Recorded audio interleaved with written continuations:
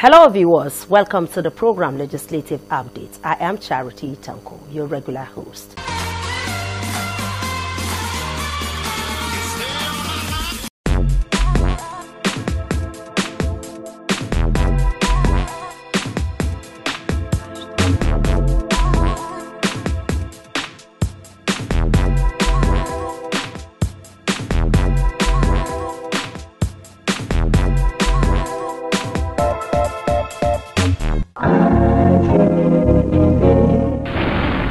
Certainly the best.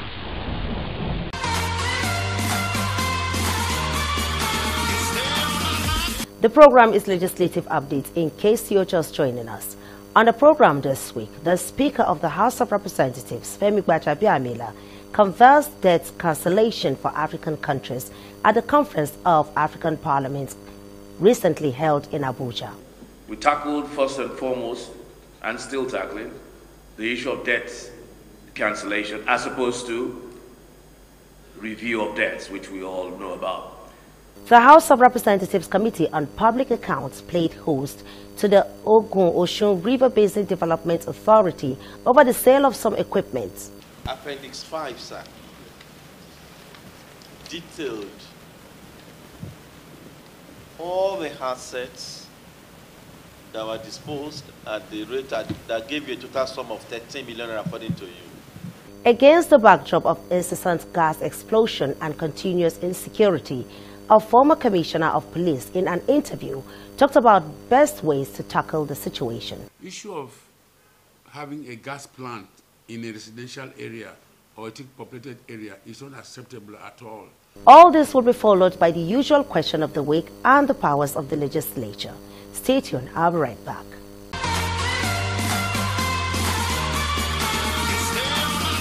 Thanks for staying with me. Remember to call any of the numbers on the screen for advert placement and sponsorship. Do send an SMS or WhatsApp message with your opinion, comments, and suggestions for the program. The Conference of African Parliaments was created to tackle issues arising from the COVID-19 pandemic. Nigeria recently hosted the conference. In his address at the conference, the Speaker of the House of Representatives, Femi Gbajabiamila, called for debt cancellation for African countries.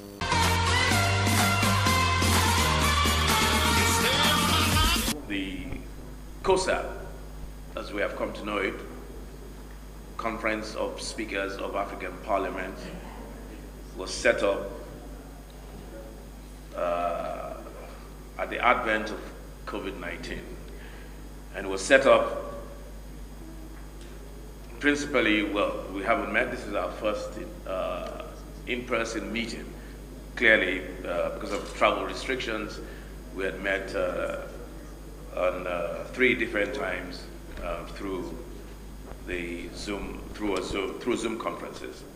So this is our first in-person meeting, and it was set up to address basically issues that are strictly African, or mostly African, on how we can speak with one voice as a continent through Parliament, on how we can develop our continent, on how we can harness our resources, on how we can make a better way and a better life for the people and those who we represent.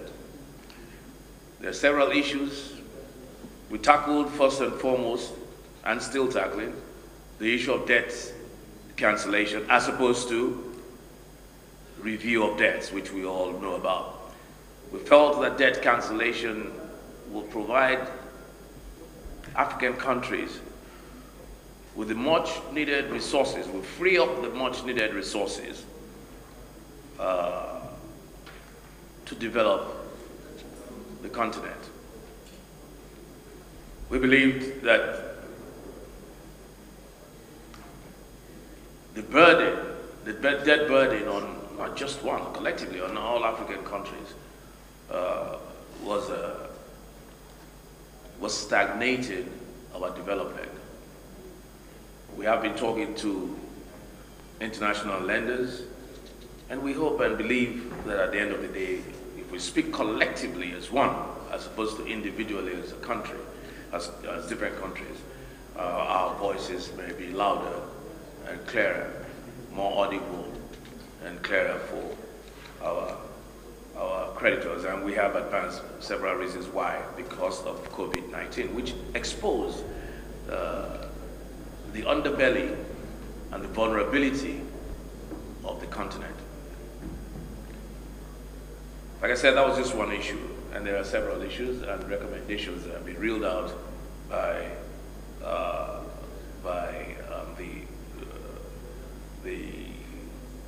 the English and the French speakers. If much as we did not touch on it as a standalone issue, it was addressed tangentially, perhaps, for instance, when we talked about debt cancellation, debt forgiveness. We felt Parliament should be involved and speak as one voice, and speak to our creditors and make a case as to why we needed debt forgiveness. But that we also agreed that in doing so, we are going to push for a tripartite agreement between the creditors, the executive or the government, and the legislators. Reason being, even when your debt, or if your debt is forgiven and funds are freed up to be diverted into other areas, health, education, and the rest of it, the creditors would need to be assured or guaranteed that the body, the institution that is responsible for appropriation is involved, and that's the case we're making. And COSAP, as an institution, has made commitments, even signed commitments within ourselves, and ready to commit to the creditors that we would follow the money. We would appropriate the freed up funds, and we would follow and monitor that money, because, and that's where the issue of corruption came in, so that those monies are not diverted into other things that were not agreed upon. That's touching very, very on the surface the issue of corruption. You will agree with me that several countries in Africa have legislation. Nigeria, case in point, ICPC, EFCC, legislation to curb corruption. There's enough laws in the books. There's a criminal code, there's a criminal act. All over Africa, there are enough laws in the books. So it's not about lawmaking or anything anymore. It's now about orientation. Implementing the laws that are already there, executing the laws that are already in the books. Like I said, this is a matter that calls for wholesale address when we choose to address the issue of corruption. Strong punitive measures are required for unconstitutional overthrow of governments. African parliaments must stand together to resist military coups in all parts of the continent and jointly advocate for more punitive measures collectively as the defenders of our democracies. Secondly, we need to enact debt management legislation that ensures that Africa does not slide into deeper debt. African countries should institutionalize mandatory regular reporting and publication of all public debt reports. This should also be legislated, requiring approval from the legislature on any pro-borrowing, as well as limits and properly documented plans for borrowing tied to specific projects and programs. African parliaments must ensure proper oversight to proactively reduce Africa's debt profile. Third, mitigation of the aggravation of food insecurity. There should be greater oversight and increased budgetary allocations to ensure enhanced agricultural productivity and the building of internal capacity for food production to eliminate Africa's imports dependency. Therefore, legislation is required to ensure farmers access to inputs as well as credit. This should also include institutionalizing minimum budget allocation to the agricultural sector across member states here in Africa. 4, support expansion of social protection and safety nets to achieve equitable growth. There is a need to develop mechanisms to increase coverage and scope of social protection to aid citizens who live in poverty, especially those who have been affected adversely by the recent pandemic. Legislative interventions are needed to ensure that across our continent, we cater to the needs of the poorest as well as the weakest, as well as those who are marginalized from society. 5th, there is a need to build a resilient health defense system so that we are ready and not caught sleeping when the next pandemic comes, as it surely will come. We need to develop healthcare and pharmaceutical industries and infrastructure for domestic production of health products. Parliaments must legislate to foster advancement of healthcare technology and ensure adequate budgets for a healthy continent in the face of a series of pandemics that may be yet to come. There is also the need to strengthen parliaments for effective oversight. Legislation needs to be put in place to strengthen the parliaments for effective oversight responsibilities. There is a need to achieve this, to build internal capacity to enhance the legislature's ability to administer properly its oversight functions across Africa. And parliamentary exchange programs, as well as capacity building programs, must be facilitated across the continent to foster shared learning, not only from abroad, but amongst ourselves here in Africa.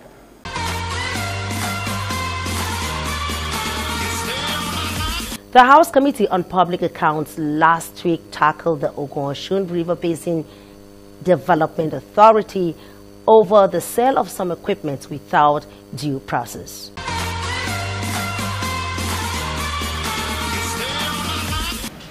I want to say that most of these assets, they are obsolete equipment and machinery that have been incurred or purchased since the founding days of Ogun-Osun, over 30 years ago. And most of the equipments were such that we don't really have all the records of the costs as at that time. You can imagine things bought in 1976, 77, 80s, that kind of thing. But we have all been able to present the records of those that were passed on to us in the recent times, just before I came on board. I'm not sure where the Auditor General's office got that total cost of the assets that would amount to 2 billion. But we, as explained, we are only able to realize 13 million following the due process, in the disposal of this, which was conducted by a representative of the ministry. In fact, it was totally a kind of auction that was undertaken by directives from our parent ministry. But however, we'll forward these costs that we have to the Auditor General's office, as at the same time put it in the next audit report of the authority, so that maybe by the time it gets to the Auditor General's. Here too, on Appendix 5, were the assets you disposed. I didn't pick your... I'm working with your submission. Oh, okay. I'm working with your submission. Appendix 5, sir. Detailed all the assets that were disposed at the rate that gave you a total sum of 13 million according to you. Abi? Yes, yes. Leader, before we go further, please.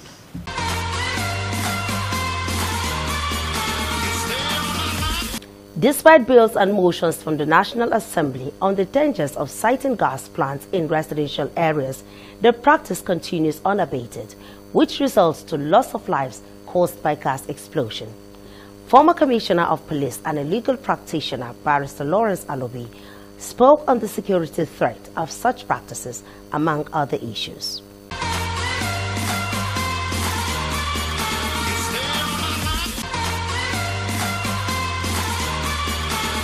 Constructing a building, how do you integrate, how do you mainstream security or bring about integrated security in what in your plan, how the building be constructed.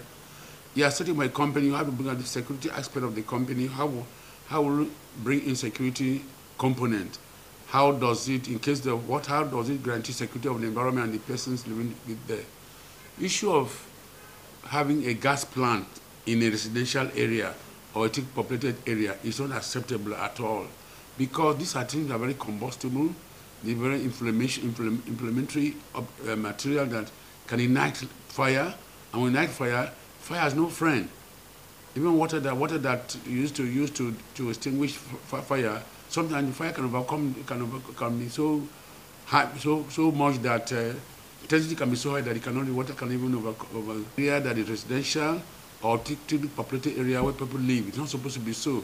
That's why I want to strongly recommend that there should be a security policy and security policy that each time somebody is trying to construct a company or establish a company or build a building, or like these estate developers, they don't factor in security into in their plan.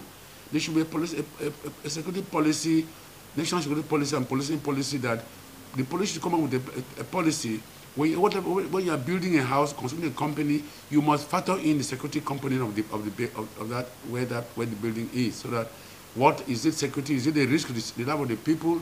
Will it cause a threat to the life of the people? Will it bring about will it jeopardize anything that will bring about a threat to peace and life and property?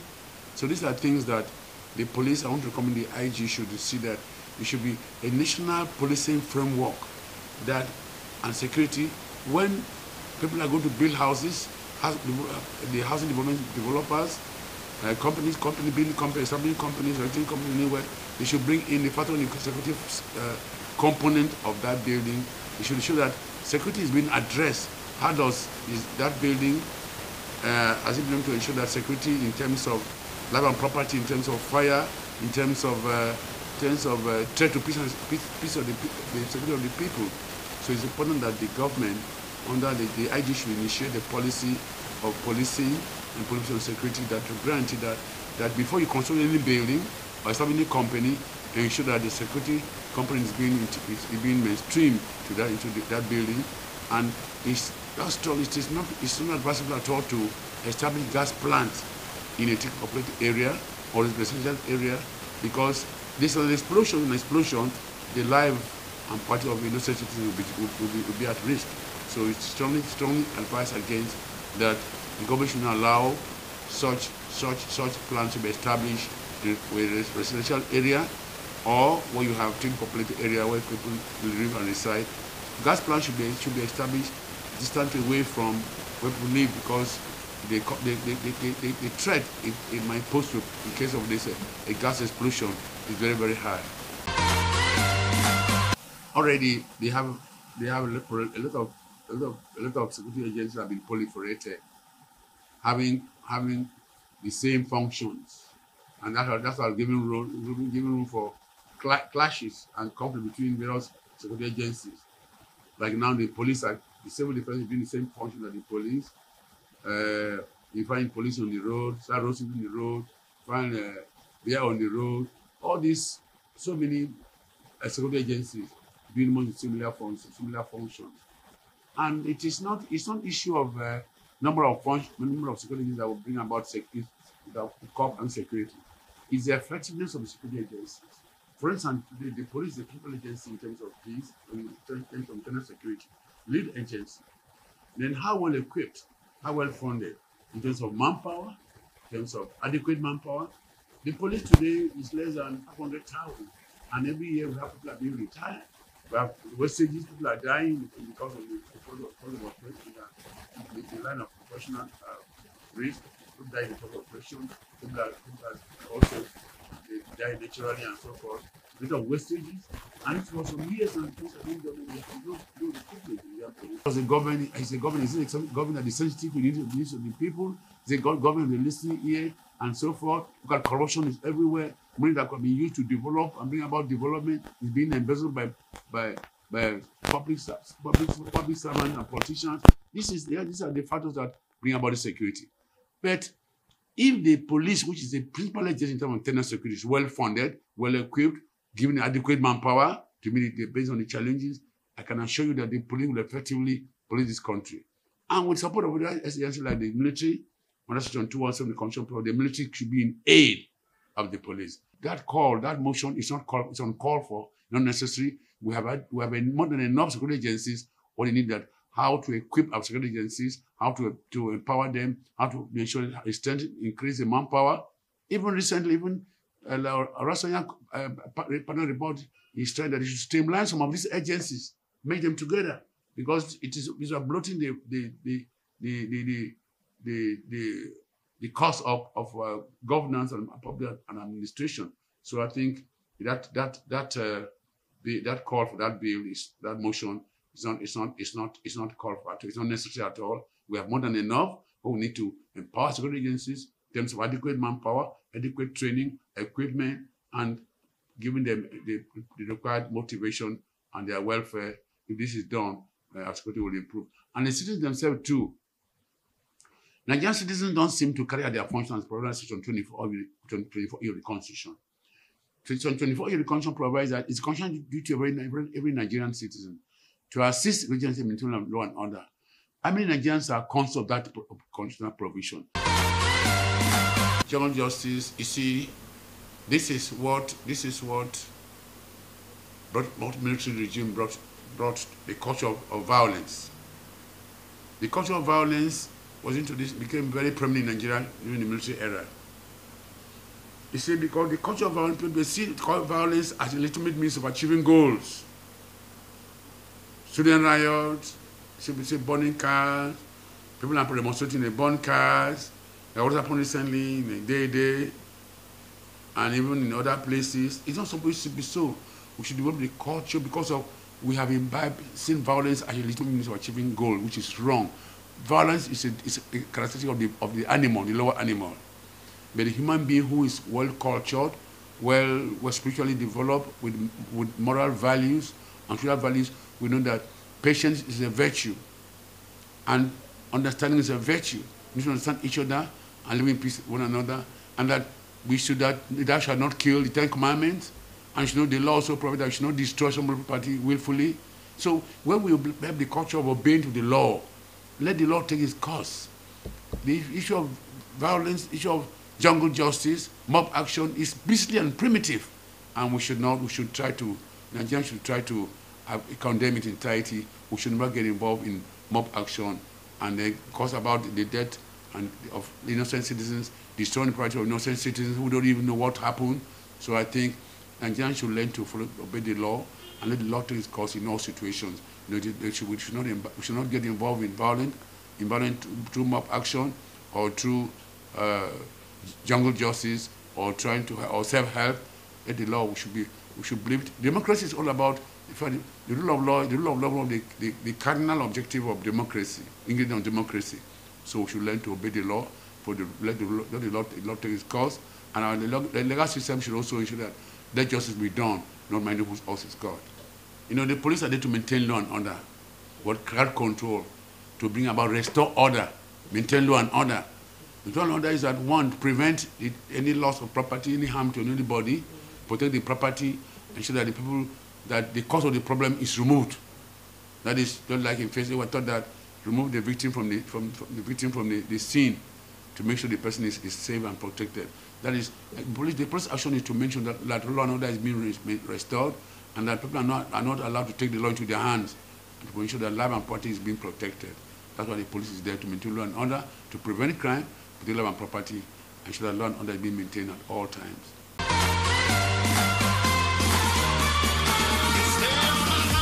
Stay tuned for the question of the week.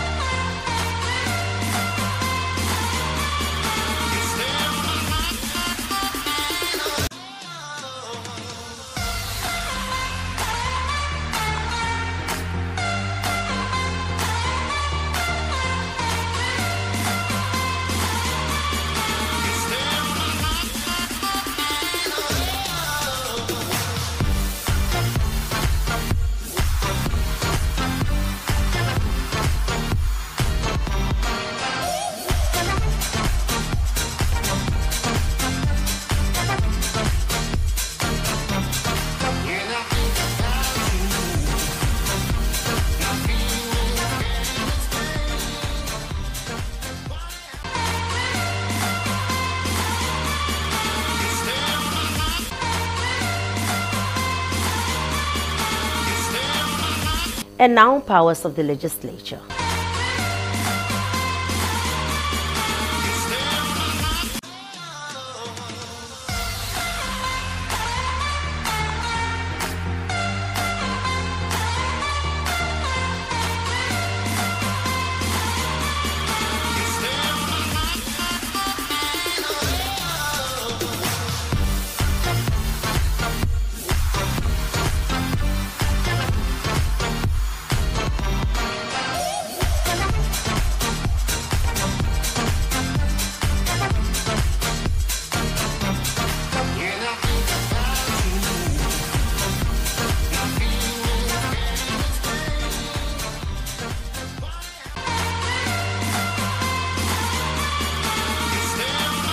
Thank you for taking time to watch the program. Till I come your way again next week, same time. Remember to follow us on all our social media platforms for more interesting news and programs. I remain your host, Charity Tanko. Enjoy the rest of your week.